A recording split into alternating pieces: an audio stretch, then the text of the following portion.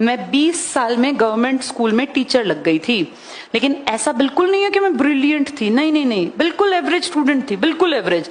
बस मेरे पास भगवान की कृपा से एक मेरे अंदर स्किल थी, मैं मेहनत करने की आदी थी। मैंने 11वीं 12वीं में 7-7 8-8 घंटे पढ़ाई करने की आदत डाल ली थी।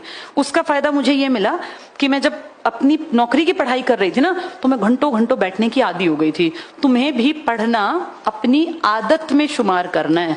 जिस दिन तुम्हें पढ़ने की आदत पड़ गई ना, फिर तुम देखना कोई रोक ही नहीं सकता तुम्हारी नौकरी को। सब नहीं लगेंगे बेटा, वो लगेंगे जिसकी आदत होगी पढ़ना। जो टाइम पास करेगा, कभी एक दिन आ रहा है, 4 दिन छुट्टी मार रहा है, फिर 2 दिन आ रहा है, फिर आधी क्लास ले रहा है, बंक कर रहा है, बहाने मार रहा है, वो लोग नहीं लगेंगे।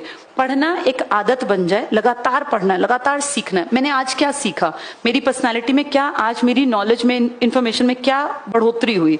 जिस दिन तुम्हारा टारगेट ये बन गया, फिर तुम 1 साल 1.5 साल के अंदर कहीं ना कहीं अपनी जिंदगी सेट कर लोगे। अदरवाइज बेटा फिर दूसरा ऑप्शन तो बहुत बहुत दुखी करेगा। मैंने कल भी कहा था, या तो बैक पे बहुत अच्छा पैसा हो तो बिजनेस बढ़िया चलता है, क्योंकि जानकारियां होती हैं। अगर कोई नॉर्मल परिवार से है जिसके बैक पे पैसा नहीं है ना, उसको अपने हाथ पर बहुत मारने के लिए भी टाइम नहीं मिलता। जैसे लाइफ बहुत टफ है बेटा, जिनके पास पैसा नहीं है उनके लिए तो अपने पैर जमाने के ये साल हैं। इनमें मेहनत करके अपने पैर इतनी मजबूती से जमा लो कि कितनी आंधी आए तुम ना उखड़ो। तुम्हारे पास इस तरह की जॉब हो जो कम से कम इतना रुपया तो मेरा इस नौकरी से आता ही रहेगा, बाकी मैं अपना आगे जाके कुछ भी बिजनेस करूं। मैंने भी नौकरी छोड़ दी, 2015 में मैंने नौकरी छोड़ दी, लेकिन मैंने पहले अपने आप को मजबूत किया। ऐसे नहीं कि मैं तो अरे मैं कुछ भी कर सकती हूँ। मेरे अंदर जो योग्यता है ये तो 2003 में भी रही होगी ना, ऐसा तो नहीं ना मैं बिल्कुल जीरो थी, लेकिन उस योग्यता को मैं सोचती कि नहीं मैं नौकरी ना करके कुछ भी करूं।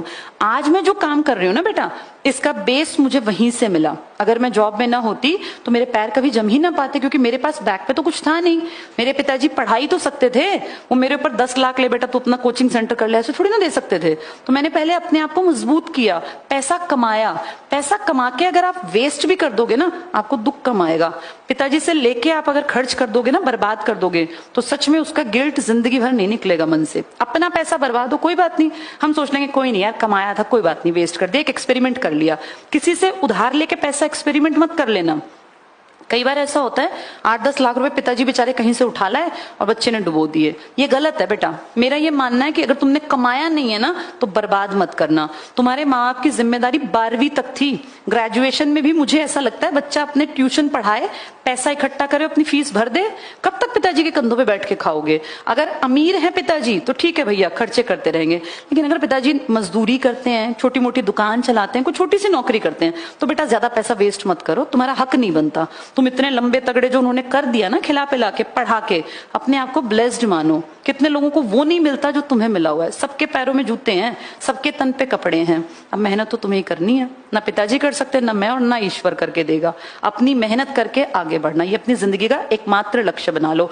शौक पूरे करने के लिए ना पैसे कमाना फिर उड़ाना। पिताजी के पैसों पे शौक पूरे मत करना, उनकी बेसिक जरूरतें बस पूरी कर लो उनकी कमाई से। ठीक है, ऑल द बेस्ट बेटा।